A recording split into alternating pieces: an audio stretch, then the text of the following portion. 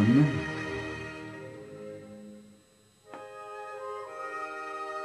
You're a miracle. Yeah? Now, the activity by which we intend to heal the sick and raise the dead are being performed in the nature of producing in our mind the immediacy of an alternative which is available to us in the idea, and this is the structure of this, that the reflections of light that I'm getting in the process of being this body formulation as a teacher of the miracles. Do you hear what I said? As a teacher of the miracles. I'm whole and perfect as I was created.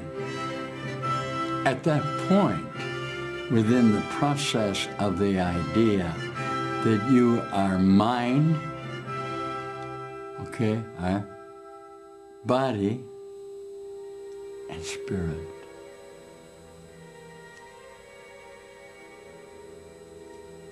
I'm happy to see that you've decided to make application of what appears to be your body formulation in the idea that the body formulation at any single moment is actually just a passage from the idea of the concreteness of your body form.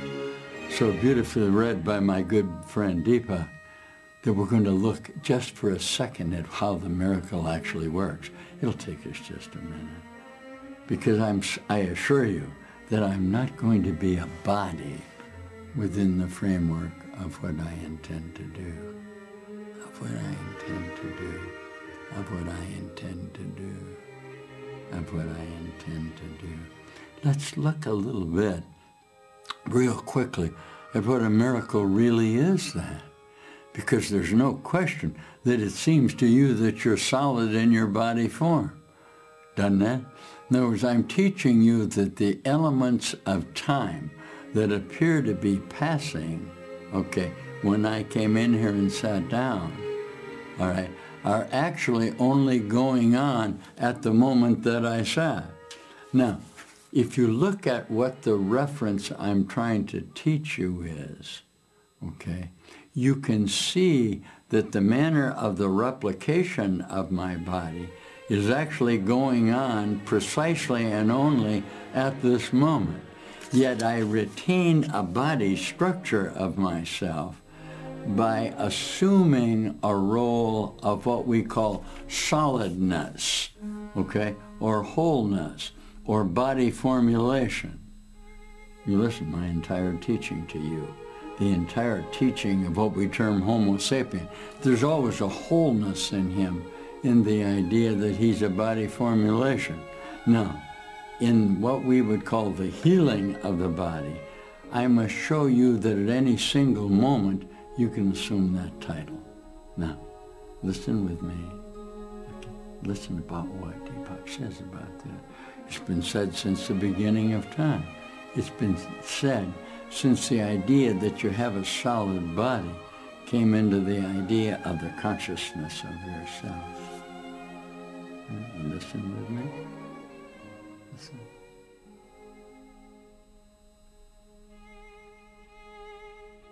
You have a prejudice in your mind that you are a body, and this is what you need to get over.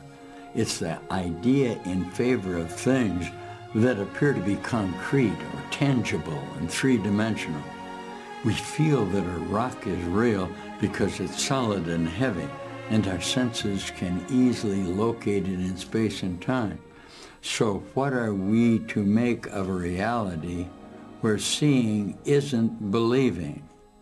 Our senses play the same trick with reality at large in what we are.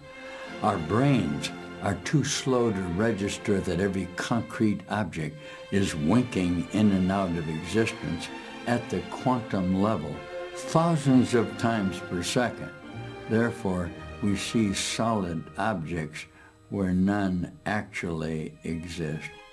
Can we reinvent ourselves in light of non-sensory reality? Or are we to be prisoners of the five senses, as much as our ancestors were in prehistory? Every time we repeat the word sunrise and sunset, we're indulging in a sensory deception. Here's another. Experiment is done in which a group of subjects are put in front of a tape recorder, and they're asked to write down what the voice on the tape says. The only thing that I can tell you in the certainty of you is every idea you have in your mind is a part of the condition in which you are reciting to yourself the totality of the idea. This is how you learned the Course in Miracles, that the memory of the repetition of yourself is going on simultaneously at this time in the factoring that express what you are.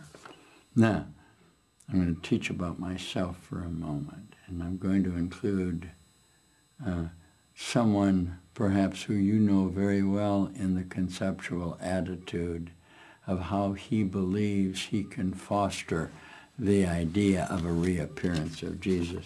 It came up this morning. And the reason it came up is because you have all sorts of spiritual teachers who are offering you solutions by examining the possibility that they are body form. When they examine the possibility, I'm going to use someone who perhaps you've heard of. His name is Billy Graham. Oh. Okay. Can you recognize that face? Now, can I recognize that face? Yeah, it looks like he's gotten older than he was as I remember him 50 years ago. Now, it may appear to you that I don't appear within the idea of myself quite as old as he does. Actually, I see him as a very vital in the 1950s, as a vital mind that stood up and said, Jesus is resurrected and is whole. Now, the moment he began to teach it, Billy Graham, this is in this article, suffered from a condition of the necessity for a judgment of what was occurring in the world. This is a nice idea. This article says he's getting old and he's going to die.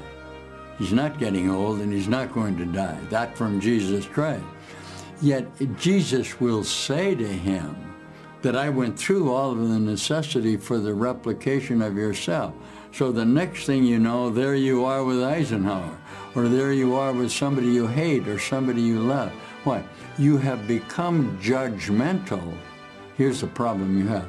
Say to me, through the use of God. And you struggle a great deal, as all human beings do, with the idea that God, all right, is judging you.